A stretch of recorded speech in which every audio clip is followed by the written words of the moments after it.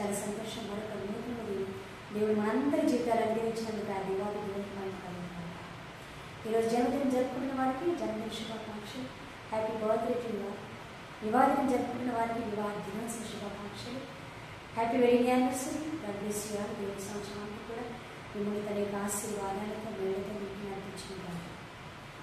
ఈరోజు దేవుని వాగ్దానం కొలస్సీ పత్రిక 3వ అధ్యాయం 15వ వచనం.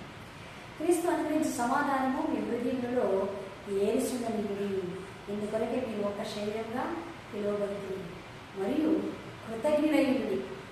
మరి మనమందరం కూడా క్రీస్తు అనుగ్రహించిన సమాధానం మన హృదయాల్లో ఉండాలి అని దేవుడు తెలియజేస్తా ఉంటున్నాను. ఎందుకంటే మరి యేసుక్రీస్తు ఆయన సమాధాన అధిపతి. మరి అటువంటి గొప్ప దేవుని బిడ్డగా మనం స్వీకరించబడ్డాము కాబట్టి ఆయన గుణలక్షణాలు మనం కలిగి ఉండాలి. మరి అందుచేత దేవుని యొక్క వాక్యం తెలియజేస్తుంది, మీరు సూర్యుడు అస్తమించే వరకు మీ కోపాన్ని నిలిచి ఉండనియకూడదు. మరి ఎంతమంది ఈ రోజున కోపాన్ని మీరు ఎప్పటికీ మీలో ఉంచుకుంటున్నారు? ఇతరులతో, మీ ఇంటి వారితో, భార్య భర్తలకి, మరి మీ పిల్లలకి మీకు మధ్యలో వివాదం సమస్యలు కలిగినప్పుడు సమాధాన పడుతున్నారా?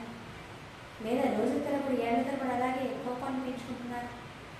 మరి దేవుని యొక్క వాక్యం సెలవిస్తుంది, మీరు సూర్యుడు అస్తమించే వరకు మీ కోపాన్ని నిలిచి ఉండనివ్వకండి, సమాధాన పడండి, దేవుణ్ణి సంతోషపెట్టండి, ఆయన కృపకు పాత్రవ్వండి, ఆయనలో ఉన్నటువంటి గుణలక్షణాలు అలవర్చుకోండి, సాత్వికము, విని సమాధానం కలిగి జీవించండి, దీర్ఘశాంతం కలిగి జీవించండి, ఒకరినొకరు సహించుకోండి, ఒకరినొకరు క్షమించుకోండి.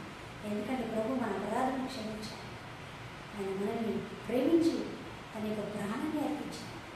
కనుక మనము తప్పకుండా ఒకరినొకరు క్షమించుకోవడం వలన మనకు ఎంతో మేలు కలుగుతుంది.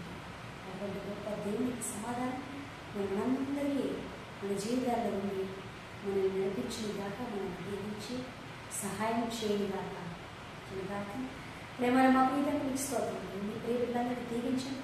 ఈ దినమంతా నీ కృపలో భద్రపరచండి. వారి రాకపోకలు తోడుగా ఉండండి.